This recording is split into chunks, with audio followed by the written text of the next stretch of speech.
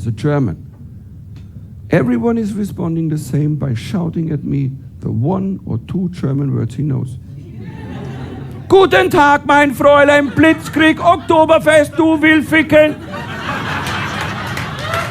It's always. And sometimes weird stuff from Hogan's Heroes. 1, 2, 3, raus, raus, raus. Jawohl, mein Kommandant. Don't shout at me. I know my language. Let's go. I wake up to a little bit of drool on my pillow, feel like it's gonna be a bad day. Hey guys, welcome back. I'm standing in for Gracie Reaction TV. Welcome back again, and if you're a new subscriber to her channel, I appreciate and we appreciate all your effort. To all supporters and all subscribers, thank you so much for supporting her. She is doing amazing work. She is not here at the moment, and we appreciate that.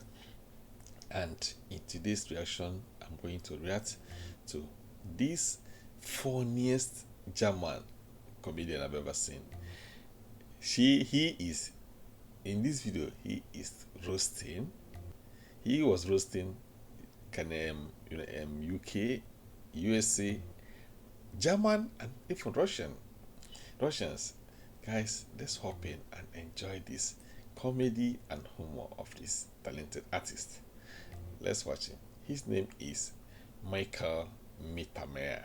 Let's watch. I was born into one, and I'm very thankful. The warm welcome to...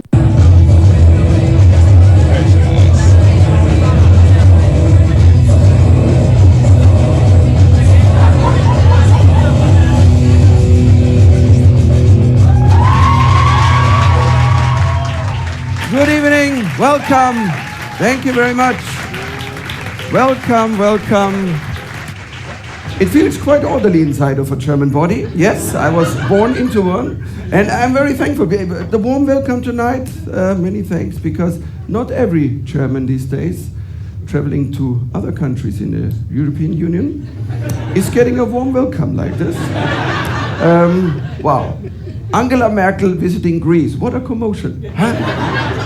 When you saw the news alert, go home, bitch, out of Greece, the demonstrating Greeks. And my favorite was, Angela Merkel is Hitler's daughter.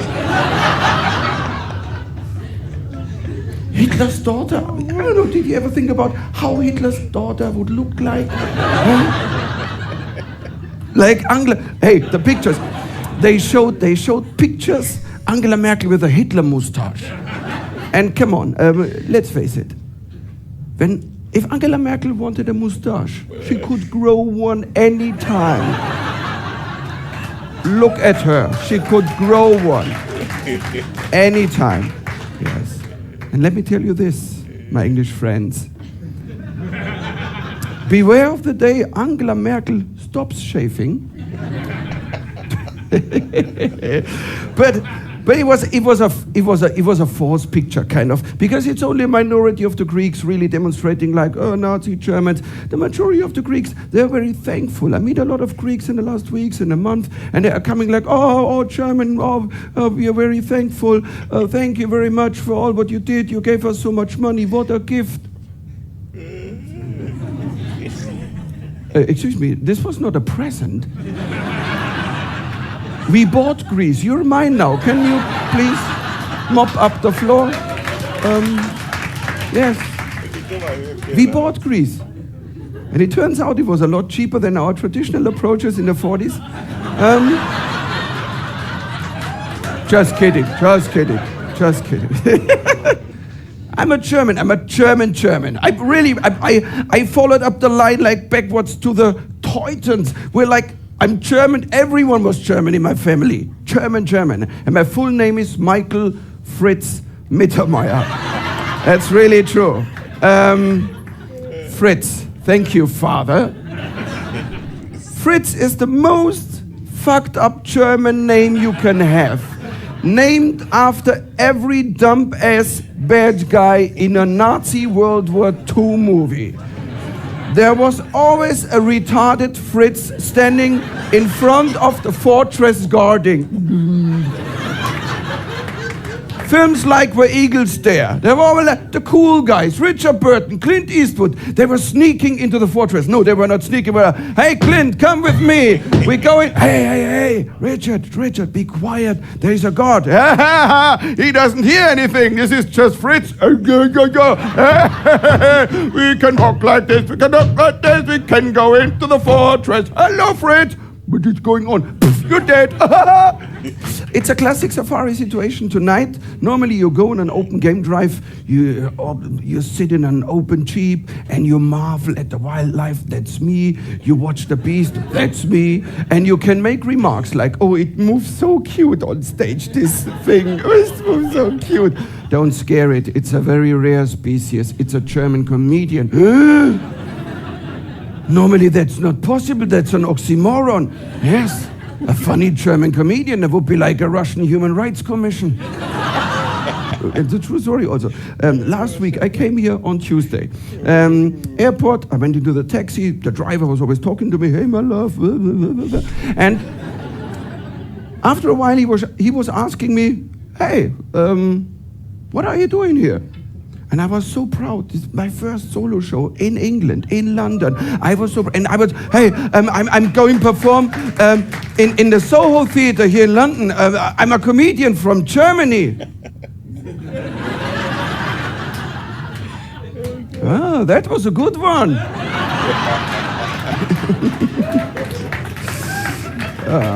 Because I always was a little bit afraid doing comedy in Britain, so I thought, okay, start out in Scotland. So I went to the Edinburgh Fringe Festival. Are Scottish people here tonight? Huh? Yeah, you can show up.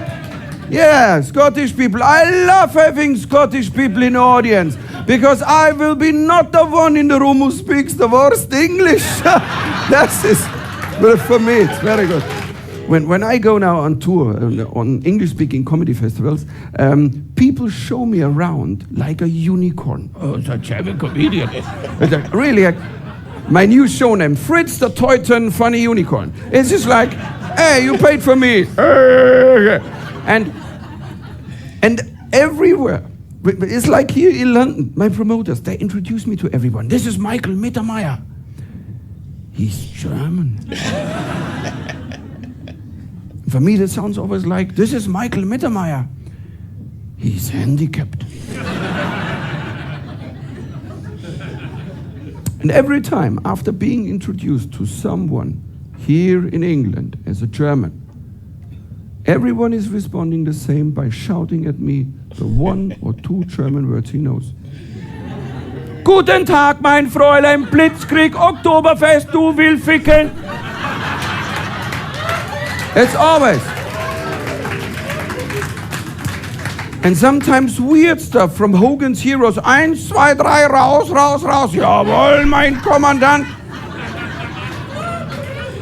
Don't shout at me. I know my language. Huh? You get the same English people, huh? You go somewhere, I'm from England. Fish and chips, blood potting, bottoms up. Don't forget your brolly dear. Bob's your uncle. English people, we can bond over this, huh? You know German Google? It's the best. Yes, because I have always to look up the words, the lines, because I'm here in the language safari. It's my first language, German. Second language, Latin. Third language, English. So, yeah, German, then the dead language, Latin. It's like, I had 8 years of Latin. I was in a Bavarian convent school for boys. 8 years of Latin. I cannot even order pizza with fucking 8 years of Latin. Call somewhere, salve, io domine, ordinare pizzam, ba ba ba. No. And English, it's very hard to learn for me because German is a very logical language. You say something, it means what you said. Okay. In English, you say something, but in one country it means this, in another country it means that. So for example, Bob's your uncle.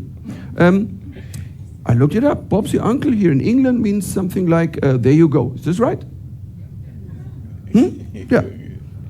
In America, Bob's your uncle just means Your father is your uncle.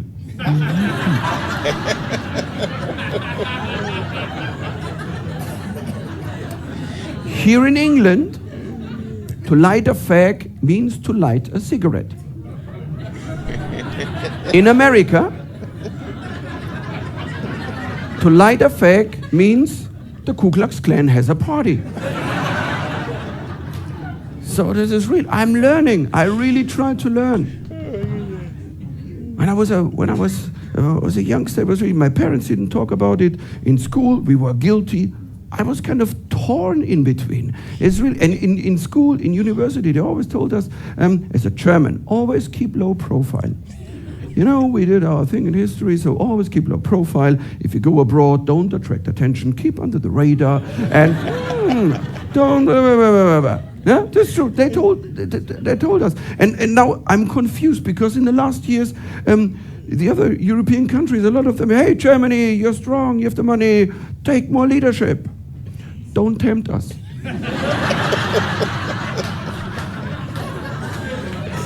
Oh my goodness. What if Nazism is kind of a virus we have? Perhaps we are born with this. And somehow it can be triggered. I don't know, you eat the wrong food. Or just by seeing a uniform. Huh? I remember years ago, Prince Harry with his Rommel uniform. Millions of Germans were sitting there like, at last?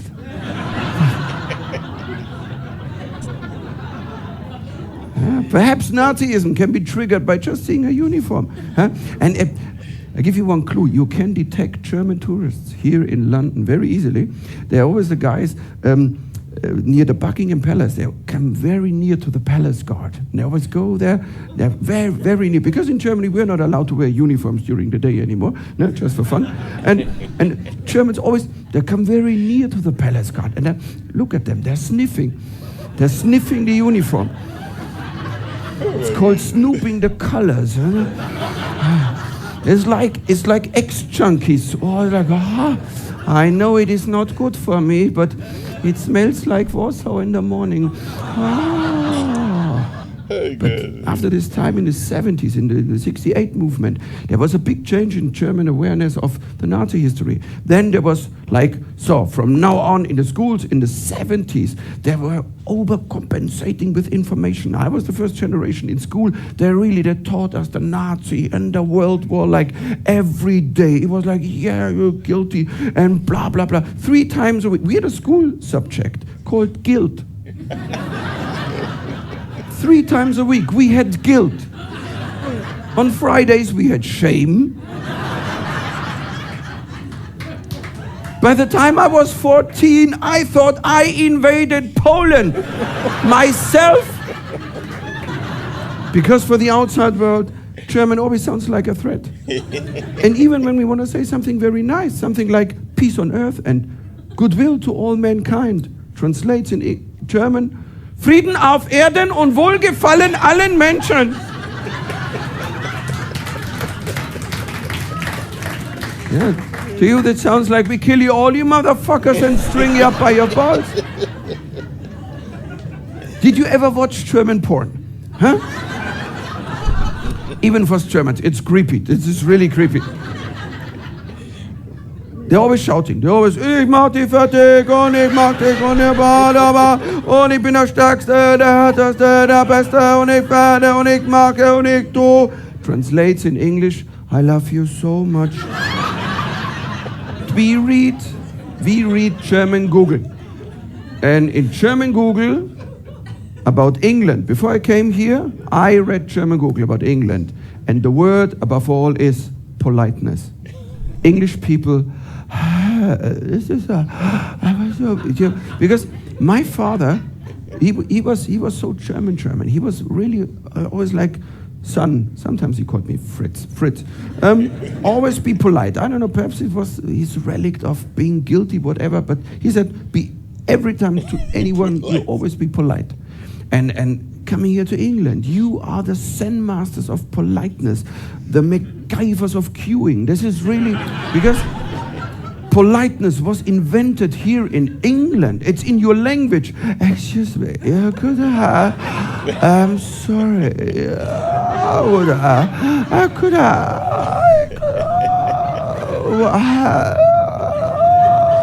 English always sounds like a heart attack in slow motion. I believe politeness was invented in England. Before it, they were running around asshole, Fritz, and then someone said, hello everybody, let's queue. Great idea. You're so polite here, huh? But only in England, English people. Yeah, when they travel to sunny countries and drink beer, they turn into orcs on uppers. Yes.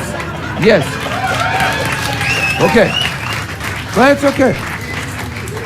Well, this is fascinating. This is really fascinating. When the BA flight from Birmingham is landing in Spain, it's like a scene out of a zombie movie.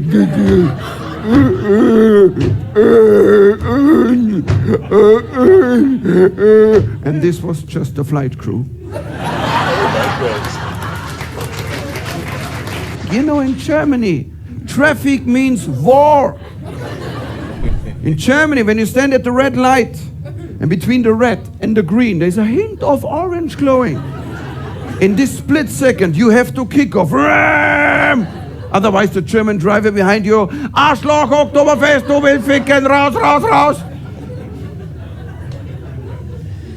Not so in England. Here at the red light, it was like, sorry. I'm just queuing. And it's so nice because every night after the show, Londoners are coming to me. Hey, here in London, road rage. My beloved hobbits from the Shire. I'm used to drive in the German streets of Mordor. And I tell you a true story. I once was in London by car. And I was standing at the red light. I was looking at the GPS. It's not working. I missed the lights turning green. The lights turned red again. Okay. Do this in Germany, you'd be dead by now. Not so in England. The polite English driver behind me got out of his car. He stepped up to my car. He even knocked at my window. Excuse me, sir. Were you expecting a different color?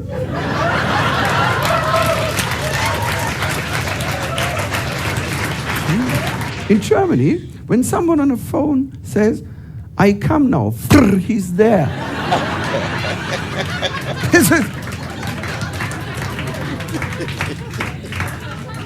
Punctuality. Politeness and punctuality for my father, the most important things. He always said, son, we have German elements in our DNA. And he said, it's the 5 elements of being German.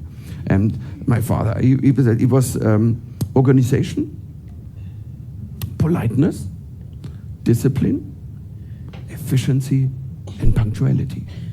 And it is the same list in sex we have. Organization, to your place or to mine. Politeness, please.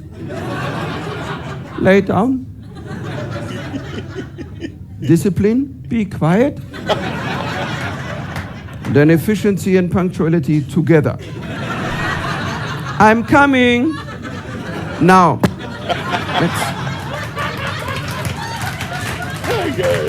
I lived in New York for half a year, and Americans don't know much about Germany, about anything, but especially about Germany. And a true story. In a bar in New York, an American girl, she walked up to me and she asked me the following question. Hey, you German guy, why are there so many different languages in Europe?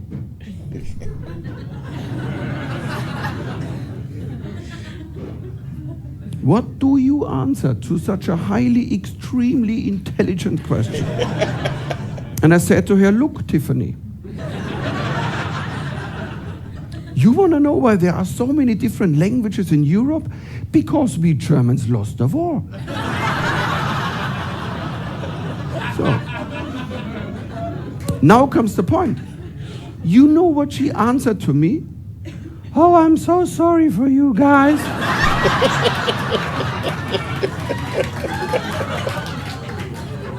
And there's a really scary side to this. Because in America, even Tiffany would be allowed to buy a gun. Wow. Everyone is allowed to buy a gun in America. You go into a gun store, give me gun, poo-poo. You just have to give your name, to write your name, or even like a cross. I'm Randy, give me gun. There is no restriction. Only one restriction for German residents. That's true. If you're a German resident and you want to buy a gun in a gun store, then in America, then you have to do a Nazi check in the store. Oh my gosh. That's true. And in my time in New York, I thought, boy, I have to try this out. I walked into a gun store. Hello, I'm from Germany. I would like to buy a gun. Oh my goodness. Are you Nazi? No. Okay. Simple as that. Oh my gosh. This guy is really funny. Just simple as that. No ID check, nothing, just by word.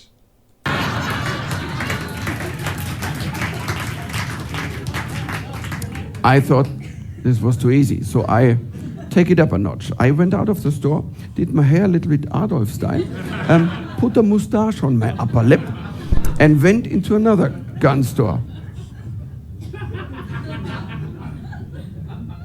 Guten Tag. I would like to buy a deadly weapon. Are you a Nazi? No, I'm Austrian.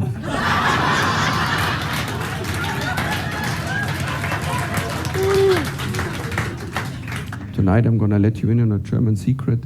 Haven't you ever wondered why we Germans are so obsessed with environmental issues and global warming, climate change, but at the same time we build cars like there's no tomorrow.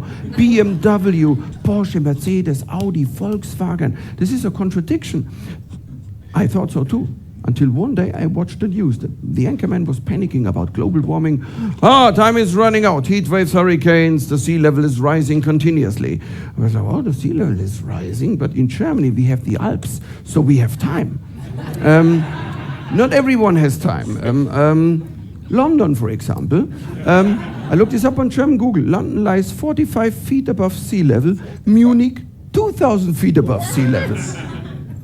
That's plan B. We don't need planes and tanks anymore. We just watch the tide rising.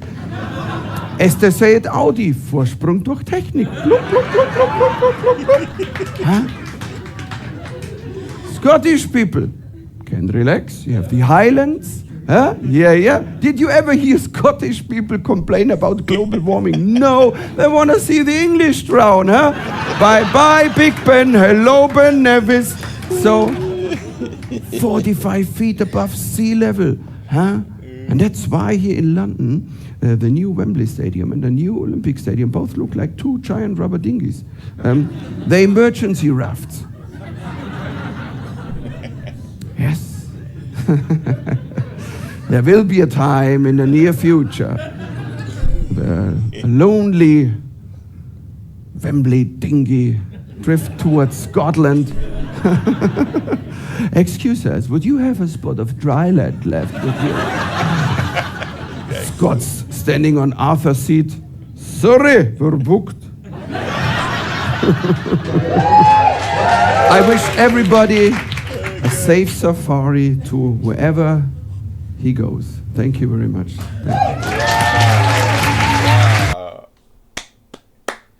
Wow, this guy is a rare gem. So funny. Wow, guys. I hope you enjoyed it. I hope you and my wife will really enjoy watching this. I will let her see that. And if you are new to her channel, please subscribe. Follow her. Subscribe. Like, comment. and also support her channel too. For all subscribers, thank you so much. We appreciate you guys. She'll be in the channel soon. Thank you guys, and we shall see you soon. Thanks.